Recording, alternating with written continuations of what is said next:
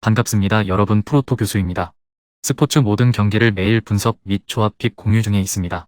영상에 공개되지 않는 정보들도 정보방에 입장하시면 확인하실 수 있으니 참여를 희망하시는 분들은 영상 하단 고정 링크를 통해서 아무 조건 없이 자유롭게 참여가 가능하니 많은 참여 부탁드리겠습니다. 또한 가족방 참여 시 초보 베터 분들을 위한 소정의 베팅 지원금까지 제공 중입니다. 훌륭한 분석과 조합픽까지 매일 제공 중이니 서둘러 하단 고정 댓글 누르신 후 연결되는 페이지 한번 더 클릭하시고 채팅 걸어주시면 상세하게 안내 도와드리겠습니다. 첫 번째 경기는 스코틀랜드 대 키프로스 한번 살펴보겠습니다. 스코틀랜드는 첫 경기에서 가장 할만한 팀을 홈에서 상대하게 됐습니다. 스페인이 1강으로 예측되는 A조인데 노르웨이가 홀란드 없이 3월 일정을 치러야 하기에 선두 경쟁을 할 기회를 잡았습니다. 영연방 국가답게 잉글랜드에서 뛰는 선수가 많은데 리버풀의 로버트슨과 아스날의 티어니, 에버튼의 패터슨 등이 있고 빌라의 맥긴과 맨유의 맥토미니가 중원에 뽑혔습니다. 크리스티와 채 아담스 등 PL에서 주전으로 나서는 공격수들은 스코틀랜드를 대표해 팀을 이끌 것입니다. 키프로스는 오모니아코스와 아포엘, 아폴론 리마솔 등 경쟁력 있는 클럽은 있지만 자국 선수의 뎁스는 충분하지 않습니다. 이에 주에서 뛰는 베테랑 수비수 라이피스와 살레르니타나의 미드필더 카스타노스, 스트라이커인 에프렘 등이 주요 선수입니다. 키프로스는 이번 대표팀 명단 중 7명을 22세 이하로 뽑으며 미래를 준비하는 모습을 보였습니다. 수비로 저항하겠지만 원정에서 쉽지 않은 경기가 될 것입니다. 맥긴의 중원 장악 속에 채 아담스와 크리스티가 공격을 주도할 스코틀랜드가 첫 경기를 승리로 장식할 것입니다. 두 번째 경기는 아르메니아 대 터키 한번 살펴보겠습니다. 아르메니아는 바르세이안과 바이라미안 등 수준급 미드필더들이 있고 주장인 하로얀과 호바세니안의 아스타나 수비 듀오가 있지만 최전방 화력이 아쉽고 쾰른의 공격수인 아다미안과 남미에서 뛰는 브리아스코 등에게 기대를 걸어야 하는데 무게감은 떨어집니다. 튀르키예는 비교적 조편성을 잘 받았다는 평입니다. 크로아티아가 버티고 있긴 하지만 웨일스의 전력이 약해졌기에 선두 경쟁이 가능합니다. 자국 리그 선수들이 절반 이상을 차지하긴 하지만 아탈란타의 센터백인 데미랄과 인테르의 차라노글루, 페에노르트의 코쿠아, 도르트문트의 외즈칸, 마르세유의 윈데르 등 B클럽에서 활약하는 선수들도 있습니다. 아르메니아가 홈에서 수비적으로 경기를 운영하면 원정팀 역시 답답한 흐름이 이어질 수 있습니다. 그러나 아르메니아도 홈에서 승점 추가를 위해 공격적으로 나설 가능성이 높습니다. 코쿠아 카베치, 외즈칸 등 상대의 중원 공세를 끊어내며 역습으로 전개할 선수들이 즐비하고 타라노글로와 윈데르, 위날이 공격을 주도할 튀르키예가 원정에서 원하는 결과를 얻어낼 것입니다. 영상에서 리뷰하지 않은 경기들은 최종 분석 후 정보방에서 조합픽을 포함한 최종 공유 진행 중입니다. 조건 없이 무료 입장 가능하니 꼭 참여하셔서 정보 받아보시길 바라겠습니다.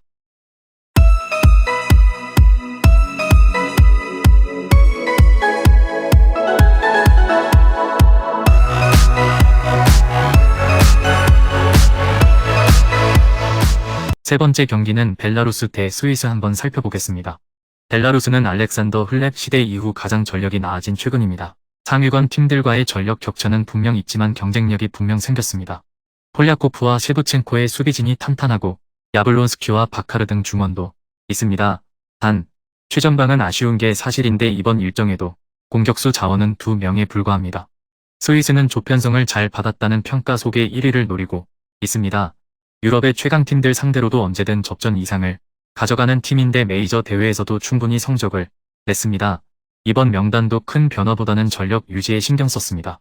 맨시티의 아칸지와 글라드바흐의 엘베디를 중심으로 수비 라인을 구성했고 아스날의 중원 사령관인 자카가 소호와 프루토 등과 중원을 책임지며 리그앙 최고의 공격수 중 하나인 엠볼로를 중심으로 공격진에는 노아 오카포와 바르가스 등이 젊은 재능이 가세했습니다.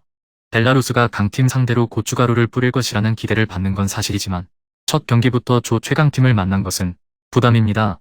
특히 A매치 경험이 전무한 모로조 프로는 자카가 보호하고 아칸지가 지키는 스위스 골문을 열 수 없습니다. 엠볼로의 폭발적인 문전 침투로 승부를 낼 수 있는 스위스가 1승을 챙길 것입니다.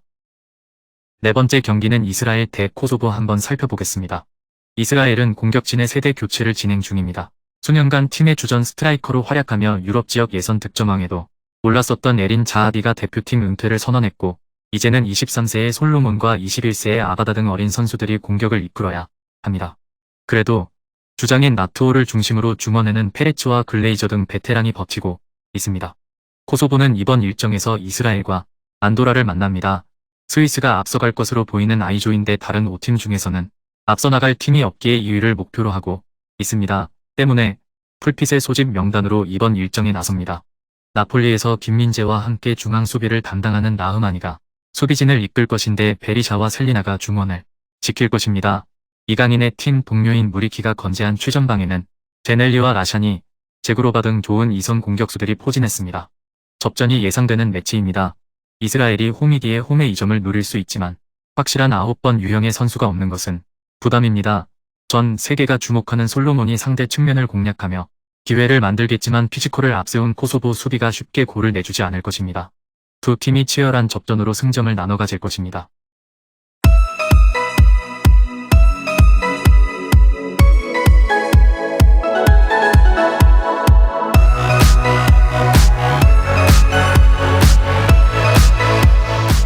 다섯 번째 경기는 스페인 대 노르웨이 한번 살펴보겠습니다.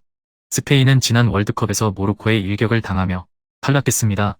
티키타카를 유행시키며 세계 축구계를 호령하던 시기를 지나 이제는 최강에서는 내려오는 추세죠. 때문에 유로 예선을 통해 떨어진 팀 분위기를 끌어올리길 바라고 있습니다. 나리가 선두인 바르샤에서 발데와 가비 등 젊은 선수를 데려왔는데 부스케츠를 대체할 선수로는 파비안 루이스와 메리노 등이 뽑혔고 공격진에는 모라타와 모레노 등 베테랑 공격수들 외에 니코 윌리엄스가 다시 차출됐습니다. 아스파스와 호셀루 등 30대 선수들은 오랜만에 기회를 잡았습니다. 노르웨이는 최근 유럽에서 가장 핫한 팀입니다.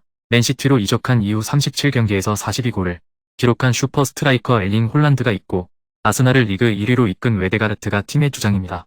나리가 4위인 소시에다드의 스트라이커인 쇠를로스를 비롯해 우니온의 중앙 미드필더인 소스비도 있습니다. 그러나 다소 분위기가 떨어질 소식이 있는데 사타구니 부상을 당한 홀란드가 대표팀에서 낙마했기에 다른 선수들이 경기를 풀어줘야 합니다. 풀 전력이었다면 노르웨이는 유럽을 떠나 전 세계의 어떤 팀도 무시할 수 없는 전력입니다. 그러나 팀의 에이스인 홀란드가 빠졌기에 원정에서 고전이 예상됩니다.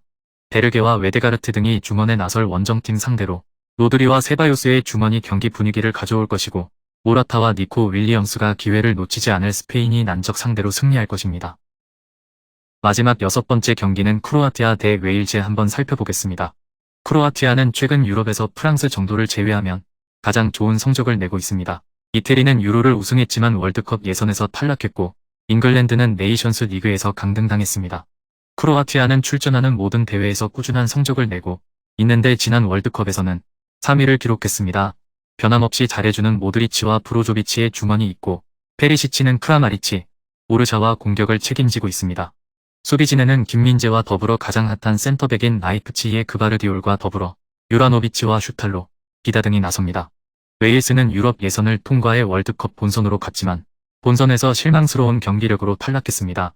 그리고 그 대회 이후 팀의 주장이자 월드클래스 선수였던 가레스 베일이 은퇴를 선언했습니다. 이제는 본격적으로 젊은 선수 위주의 팀이 됐는데 노팅엄의 주전 공격수인 브레넌 존슨과 풀럼의 다니엘 제임스의 공격진과 암파도와 토마스 등이 중원에 나설 것입니다.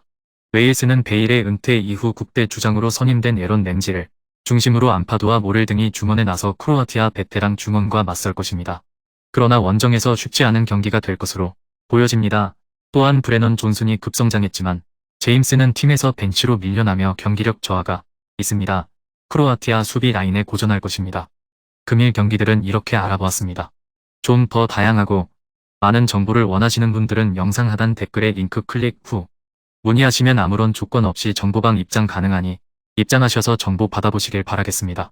그리고 영상에서 리뷰하지 않은 디테일한 정보와 조합픽은 매일 교수 정보방에서 공유하고 있으니 꼭 참여해보시길 권장드리며 이번 영상은 여기까지 하겠습니다. 시청해주셔서 감사드리며 늘 여러분들의 건승을 기원합니다. 감사합니다.